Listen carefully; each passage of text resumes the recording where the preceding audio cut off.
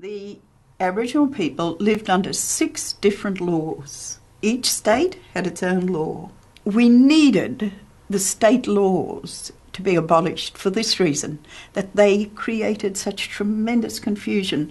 You could be a relatively free person walking around Victoria, and you come to New South Wales and you find you've got to go up to Bridge Street in Sydney to get permission if you can go and see your uncle or aunt, if you please. Then if you move over the border into Queensland, well, the very fact that you go over the border into Queensland, you could be arrested without reason. So there was a great need to abolish those state laws and to bring everyone under the common law, the federal law.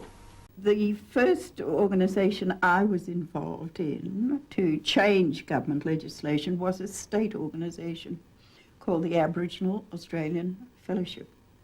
And this woman, Pearl Gibbs, she and I founded it jointly.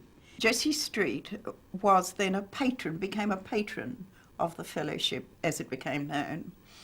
And, Jessie had been at me for a while and telling me that we had to have that referendum. So she drafted the petition.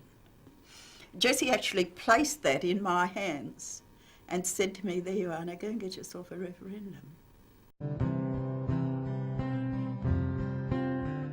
The 1967 referendum was a referendum in which people campaigned to alter the Constitution for equal rights for the Aboriginal people.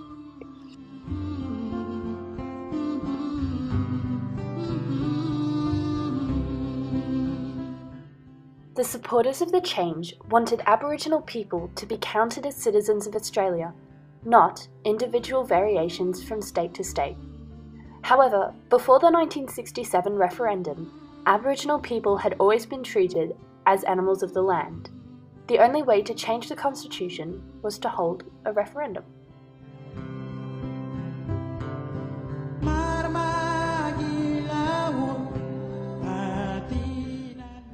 Before 1967, there had been 26 referenda in Australia, only 4 of which had been carried or approved.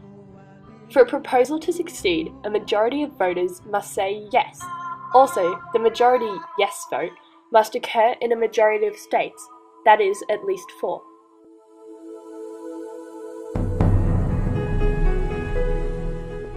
The referendum proposed that Aboriginal people should be counted in the census and that they be placed under the jurisdiction of the Commonwealth, not state governments, so that the laws affecting them could be implemented consistently and fairly across Australia.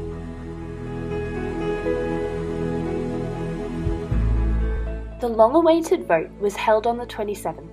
Over 90% of the voters voted yes, which meant they all agreed to the changes being made to the Constitution.